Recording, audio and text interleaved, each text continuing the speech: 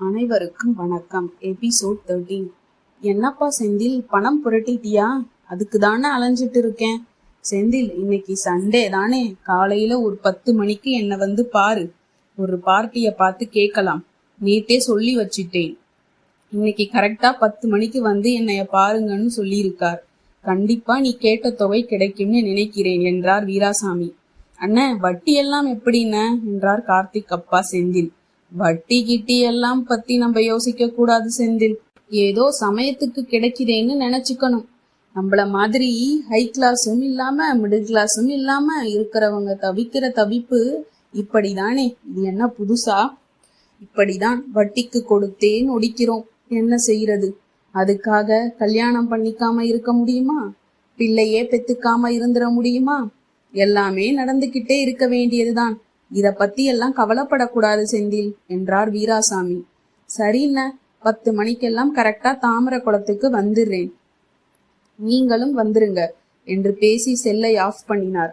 என்னப்பா, யாரு என்றான் கார்த்திக். ஒண்ணும் இல்லடா கண்ணா, எல்லாம் பேக் பண்ணிட்டியா என்றார் அப்பா.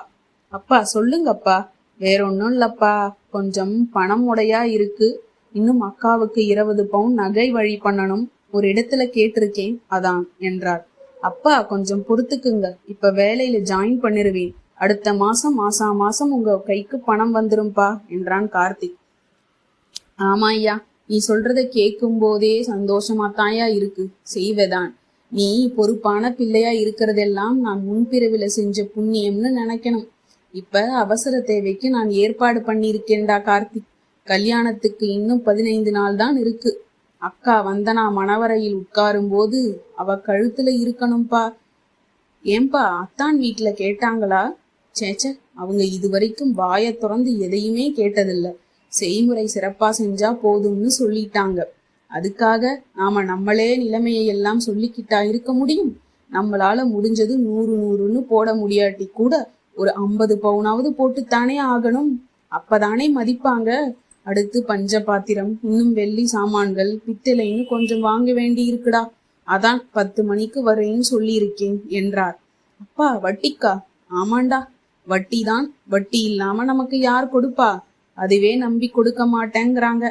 இப்ப கூட என் கொலீக வீராசாமிய வச்சுதான் வாங்க போறேன் என்றார்.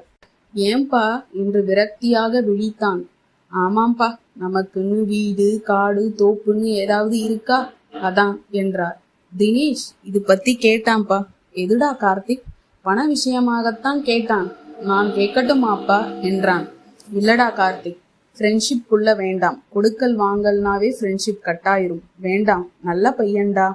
உனக்கு எப்பவும் ஃப்ரெண்டா இருக்கணும். எப்பவும் மூழ்காத ஷிப்பே ஃப்ரெண்ட்ஷிப் தாண்டா என்று முதுகில் தட்டி கொடுத்தார் அப்பா. அப்பாவின் நிலைமை கண்டு மனம் வலித்தது. அப்பா சோஃபாவில் அமைதியாக வட்டத்தை பார்த்தபடி உட்கார்ந்திருந்தாள். துள்ளி ஓடி விளையாடும் விக்கி பால்கனியில் கொய்யா மரத்து பறவைகளை பார்த்து கொண்டிருந்தான். வாத்துகளை அடுக்கடுக்காக அள்ளி வீசும் ஆஷா அமைதியாக துவைத்த துணிகளை மடித்து கொண்டிருந்தாள். அடுத்த தெரு மாலினியின் கல்யாண ரவிக்கையை சிரத்தையாக தைத்து கொண்டிருந்தாள் வந்தனாக்கா. வீடே அமைதியாக இருந்தது. அக்காவின் தையல் மிஷின் சப்தம் மட்டும் தடதடவென்று தொடர்ந்து கேட்டுக்கொண்டே இருந்தது. அவன் மனதுக்குள் ஏதேதோ வந்து பேசியது. வறுமை பசியினும் கொடுமை என்று பறைசாற்றியது. கடலின் அலைகளுக்குள் தத்தளிப்பது போல் இருந்தது. கார்த்தி, என்னப்பா, தைரியமா கிளம்பி போயிட்டு வா. நல்ல ஜாப், அதுவும் பேங்க்ல கிடைச்சிருக்கு. கவலைப்படாதடா, அப்பா இருக்கேன். எப்படியாவது சமாளிச்சுக்குவேன். வந்தனா கல்யாணத்துக்கு 4 நாளைக்கு முன்னாலேயே வந்திருப்பா கார்த்திக். மாப்பிள்ளைக்கு நீதான மணவரையில் சீர் செய்யணும் என்றார். என்னப்பா கார்த்தி யோசிக்கிற? மனசை போட்டு குழப்பிக்காதே. கல்யாணமாச்சே, எல்லாம் அப்படி இப்படிதான் இருக்கும். போக போக சரியாயிரும். குப்பத்துல இருக்கிறவன்ல இருந்து கோடீஸ்வரன் வரைக்கும் பிரச்சனை இருக்கத்தான் செய்யும். ஆனா என்னன்னா, பிரச்சனைகள் தான் விதவிதமா இருக்கும். சும்மாவா பழமொழி சொல்லி வச்சாங்க? வீட்டை கட்டிப்பாரு, கல்யாணத்தை பண்ணிப்பாருன்னு. இது கூட சந்தோஷம் தானே. எல்லாத்தையும் பாசிட்டிவா எடுத்துக்கணும். இதையெல்லாம் நினைச்சு உலகத்துல நம்மள மாதிரி மிடில் கிளாஸும் இல்லாம லோ கிளாஸும் இல்லாம நடுவுல நிக்கிறவங்க கல்யாணமே பண்ணி பார்க்க முடியாது. ஒரு கதவை மூடினா இன்னொரு கதவு திறக்கும். இத்தனை நாளா தேடியும் கிடைக்காத வரன். இப்ப தானே தேடி வந்து கிடைச்சிருக்கு பாரேன். எல்லாமே நேரம்தான். எது எது எப்பப்ப நடக்கணுமோ அது அது அப்பப்ப நடக்கும். அந்நேரம் வராட்டி நாம தலைகீழா நின்னாலும் நடக்காதுன்னு நான் வந்தனா கல்யாண விஷயத்துல புரிஞ்சுக்கிட்டேன். நீ எதுக்கும் கவலைப்படாத கார்த்திக். அப்பா உசுரோட கல்லு மாதிரி இருக்கேன். நீ குழந்தைடா, இன்னும் என் கண்ணுக்கு அப்படித்தான் தெரியற. நீ வேலைக்கு போறப்பான்னு சொல்லும் போது என்னையே என்னால நம்ப முடியல. நம்ப புள்ள கார்த்தியா, நம்ப கார்த்தியான்னு மனசு துள்ளி குதிக்குதுடா என்று வாஞ்சையாய் அணைத்து முதுகில் தட்டி கொடுத்து முத்தமிட்டார். சரிப்பா, ரொம்ப ஸ்டெயின் பண்ணிக்காதீங்கப்பா, நான் சீக்கிரமா கடனை அடைச்சிடுறேன்பா என்றான். கார்த்தி, என்னம்மா? வேலைக்கு சாப்பிடணும், எண்ணெய் தேய்ச்சி வாரம் குளிக்கணும், ரொம்ப நேரம் கண்ணு முழிக்க கூடாது, வீட்டுக்கு பணம் அனுப்பணுமேனு வயித்த காய போடக்கூடாது, எல்லாம் அப்பா இருக்கார், பாத்துக்குவார். மிச்சமா இருந்தா அனுப்பு, இல்லனா வேண்டாம். சுவர் இருந்தா தாண்டா சித்திரம் எழுத முடியும். நீ தாண்டா கண்ணு எங்களுக்கு முக்கியம். பணம் காசு கிடக்குது விடு. தினமும் போன் பண்ணணும். ராத்திரி 9 மணிக்கு உன் போன் காலுக்காக அம்மா காத்துட்டு இருப்பேன், தெரிஞ்சதா? அம்மா இன்று இறுக்கமாக அணைத்து தேம்பினான். ஏண்டா, ஏன் கண்ணு, ஏன் அழற என்றே முத்தமிட்டு முதுகில் வருடி கொடுத்தாள். அம்மா, உங்களெல்லாம் விட்டு போறதுக்கு மனசே வரலம்மா என்று அம்மாவை கட்டிப்பிடித்து தோளில் முகம் பதித்து விசும்பினான். அண்ணா, ஷேம், வெக்கமா இல்ல? இந்தா இருக்கு சென்னைக்கு போறதுக்கு, இப்படி அழறையே. வைகை கை வச்சா போதும், மதுரையில கொண்டாந்து தள்ளிடும். கொஞ்சம் வசதி வந்துட்டா 3/4 மணி நேரத்துல பிளைட்ல பறந்து வரலாம் என்று அண்ணனின் கண்ணீரை துடைத்து சிரித்தாள் ஆஷா. ஏ சும்மா இருறி, புள்ள தனியா இருக்க முடியாம தவிக்குதுடி என்று மேலும் குழந்தையாய் அணைத்து நெற்றியில் முத்தமிட்டு கண்களை சேலை தலைப்பால் துடைத்தாள் அம்மா. வந்தனா அக்கா கண்கள் பொங்க அமைதியா நின்றிருந்தாள். அண்ணா, அழாம போயிட்டு வா, நீ அழுதா எங்களுக்கும் அழுகாட்சியா வருது என்றான் விக்கி. கார்த்தி, நீ ஒன்னும் கவலைப்படாதடா, போய் பார்த்து பேசுறேன். வட்டி எக்கு தப்பா கேட்டாங்கன்னா வாங்குறதா இல்லையான்னு முடிவு பண்ணிட்டேன். விசுக்கென்று அம்மாவின் தோளில் இருந்து திரும்பினான். நீண்ட விம்மல் பெருமூச்சுடன் அப்பாவை பார்த்தான். உனக்கு வந்த ஜாதகத்தை யோசிச்சு பாருடா கார்த்திக்.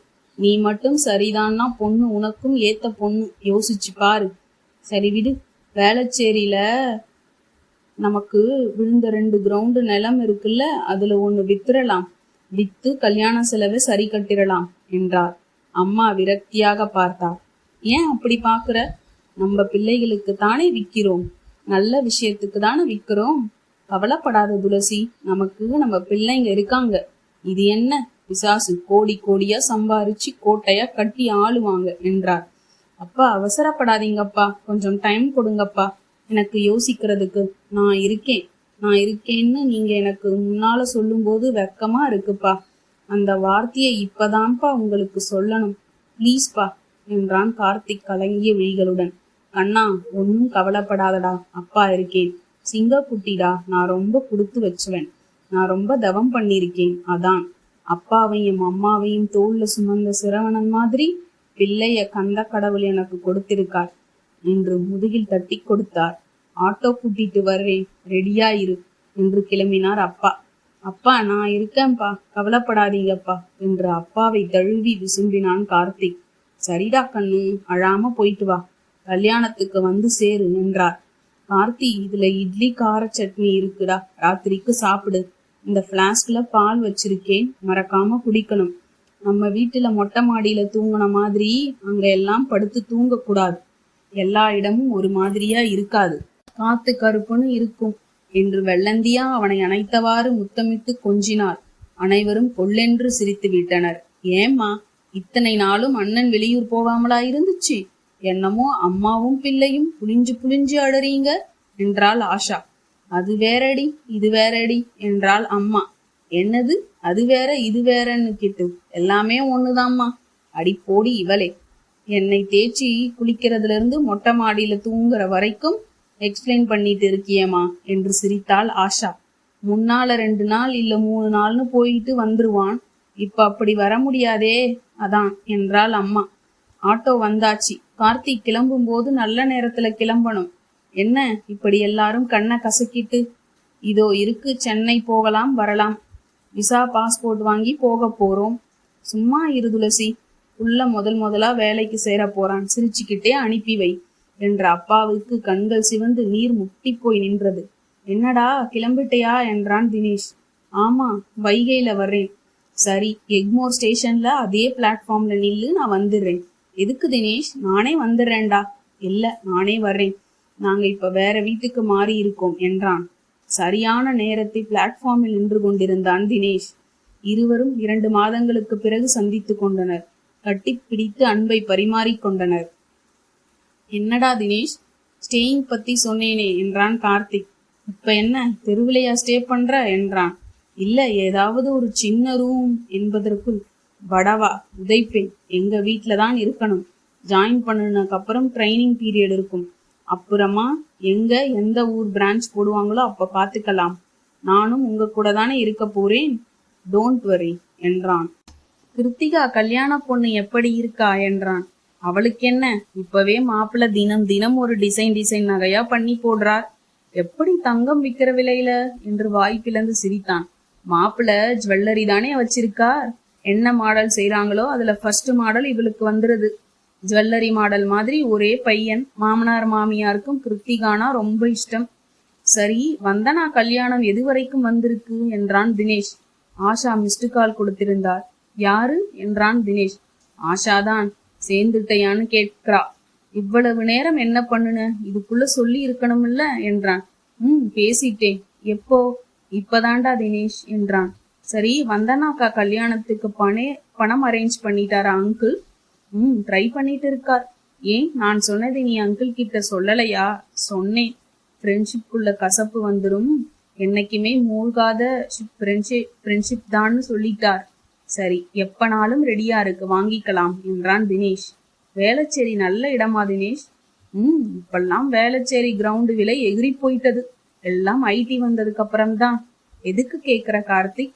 அங்க எங்க அப்பாவுக்கு 2 கிரவுண்டு இருக்குன்னு அப்பா சொன்னார். அப்பா வாங்கியிருக்காராம்.